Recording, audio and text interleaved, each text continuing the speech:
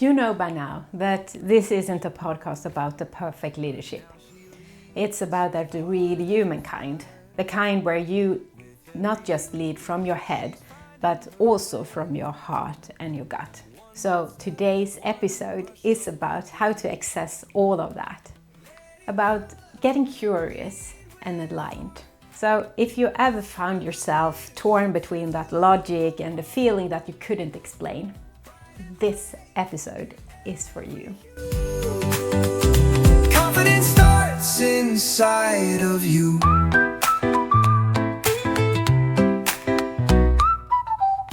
I'm Hanna, leadership coach and entrepreneur. I help driven, thoughtful leaders like yourself to build that kind of leadership that feels true, human, and sustainable.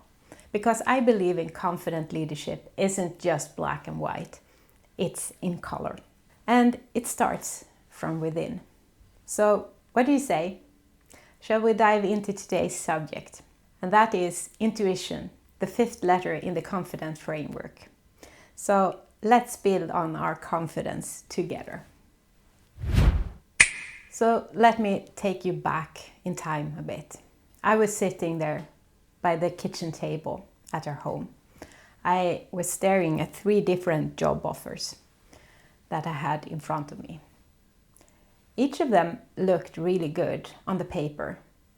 Different roles, solid companies, and a lot of people I knew worked there that I have known from before. It felt like a luxury, and in many ways it was. But inside of me, I wasn't at ease. So I did what I always do in those kind of situations.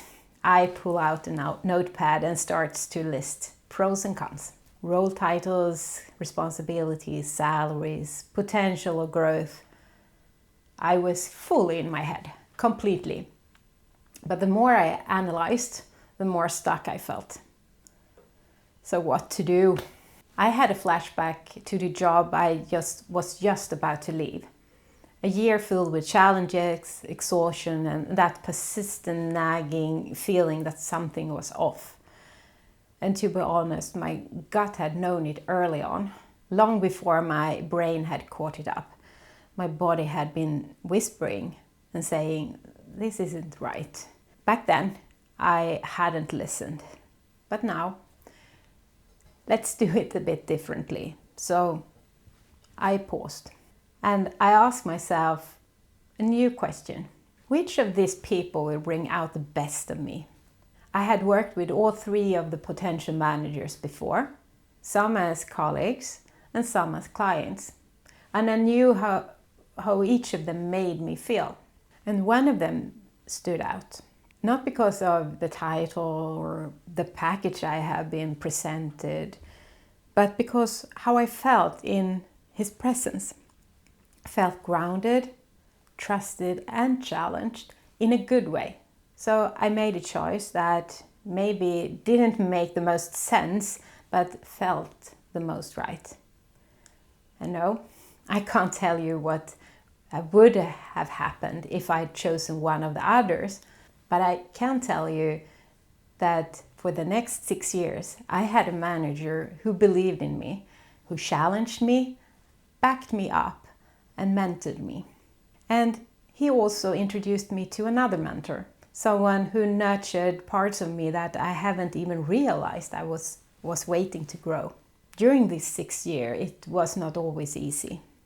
The years ahead was full of turbulence, but I never doubted the decision because I had chosen with alignment, not just with my brain, but with my gut and heart too. So let's bring this into your world. Start thinking of a situation where you felt really grounded. One of those moments when everything clicked. You were present, capable and clear. Maybe even energized. Have you got a moment? Perfect. Now let's explore that. In this moment, where were your attention? Where were your focus? Was it outward? Maybe present with others? How were you tuned into that moment? And how did your body feel? Was it open, strong, maybe calm? And what thoughts were with you in your head? Were the thoughts supportive, confident, focused? Just notice them. And what number would you give this resourceful state? Pick a number between 1 and 10, where 1 means that you feel flat, depleted, and unable to move forward, and 10 means that you feel really light, focused, and fully able to meet whatever comes. So just take the first number that comes to mind. If you want, you can pause this and scribble down your reflection. Just a few quick notes before pressing play again and continue. Great, so now let's shift. Think of a different situation, and now we will take one of those situations where it didn't go so well. A moment where you really felt heavy, confused, and off-balanced. Maybe a conversation that spiraled, a task that really drained you, a time where you just weren't quite yourself. Maybe a presentation you did but didn't land as expected. So have a moment, good. Hold that moment gently. And now we'll explore that too. In this moment, where were your attention? Were you tuned more inward than outward? Were you trying to solve or fix or prove something? How did your body feel? Was it tense, maybe closed, maybe even frozen? And your thoughts, spinning, self-critical, foggy? What number would you give this state from 1 to 10? No judgment, just notice. Be curious. If you now compare this with your previous number, what insights can you draw from that? If you compare your thoughts or your focus, etc., can you see something there? Let's explore those two situations. Your memory are based on several parts.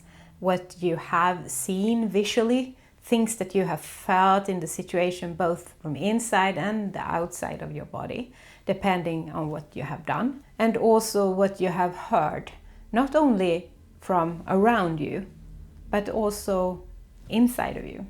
If you pay attention, you hear what you said to yourself in those situations. All of this affects, and together it mixes up in a state. How you feel in that given situation, this is what I call the state temperature. And your state isn't just one thing, it's a mix of thoughts, feelings, and physical sensations. So each one affecting the other. And the really empowering part of it is that you and me, we can actually influence this. Even a small shift can change the whole experience. It might be as simple as changing your posture, like opening your body, shaking your shoulders, or just taking a breath. Another trick is to listen on a tune that you really like. For me, I have different playlists on Spotify, depending on what type of resourceful state I want to fill it up with. I have anchored a great feeling into them, so when I hear them, I can access it. So let's try something together. Think of memory, a time when you felt really strong, confident, and at ease, maybe even joyful. So if it helps, close your eyes and place yourself back into that moment. Take in that moment now, fully. What were you doing? Who was around you? Or maybe you were alone. How did your body feel? And let this moment fill you up for a second. If you would describe this moment with an empowering word, what would that be? And let a sense of energy ease and fill you up. State it out loud. So now let's check your state again. What number would you rate yourself right now? Has it changed compared with before? Even a small shift matters, because when you become aware of your state, you can start to lead from that or shift it if needed. So if you're at a 7 or above, chances are that you are in a resourceful state. You're able to engage, to lead, and to respond. You're more outward facing, curious, open, and steady.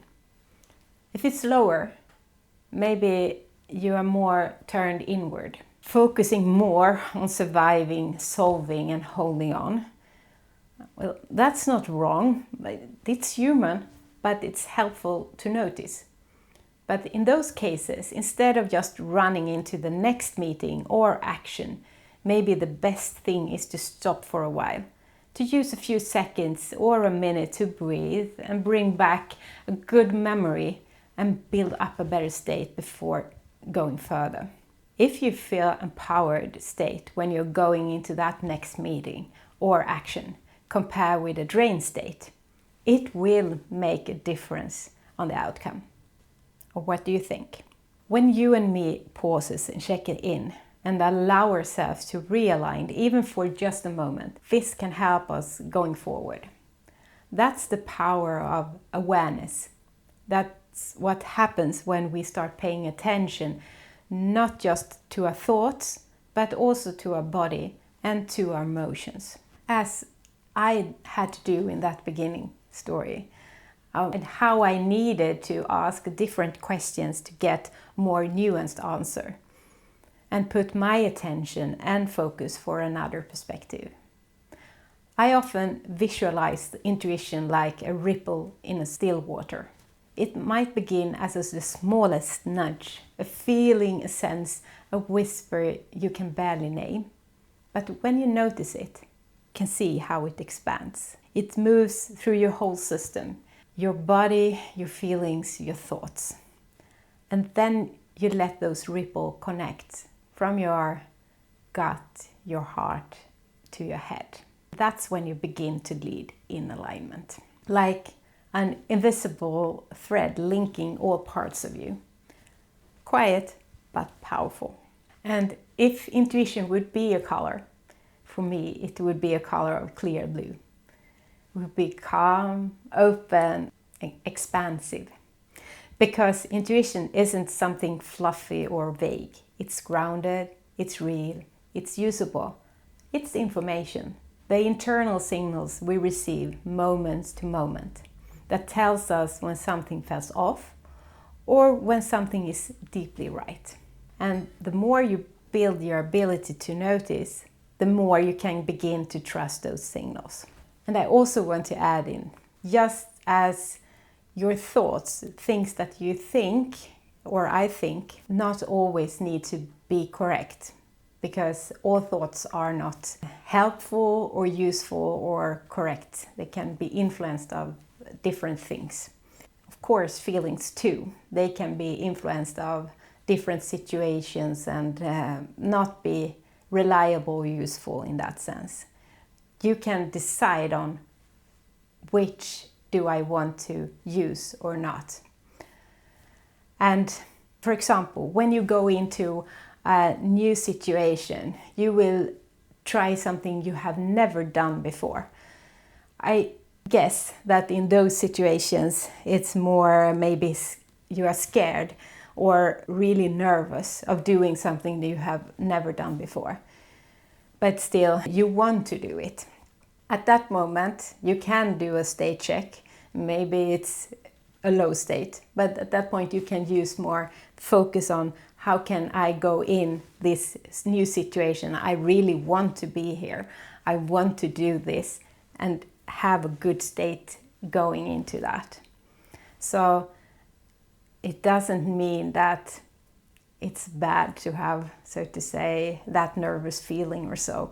That is maybe rather a signal that I'm in a learning mode and I want to do this. So this is how we build emotional intelligence, through self-awareness, self-regulation and self-motivation. You start to understand your patterns, you notice what supports you and what drains you. And you make decisions not just from logic, but also from a deeper sense of alignment. So, coming back to my story there, I gave me a way to ask a different kind of question to come to a decision. that's what real confidence begins. Not in having all the answers figured out from the start, but in knowing how to check in with yourself, to ask, what state am I in right now? Where do I need to be? And how can I shift it, even a little, to meet what's next? That is leadership, and that's intuition. That's living and leading in color. So, how are your state right now? Has your state shifted? Even a little during this episode. Have you become more aware of how your body, mind and emotion interacts? Well, that's the beginning of intuitive leadership. I need to remind myself from times to times when I go too much up in my head to redirect my focus and ask for other perspectives. Not from other people, but also from myself. So what is my heart, gut and head stating? Are they aligned? It doesn't have to be dramatic or perfect. It just needs your attention. And if you want a little support in practicing this, head over to my Instagram account, because there I guide you through a simple way to access your resourceful state. So you can return to that from time to time, whenever you need it. And hey, if this episode resonated with you, please subscribe, share it with a friend, or leave a review. It helps other thoughtful leaders to find this space, so that more people can lead with more confidence, clarity, and color. Until next time, keep tuning in, keep aligning, and keep leading from inside and out, because that's confident leadership in color.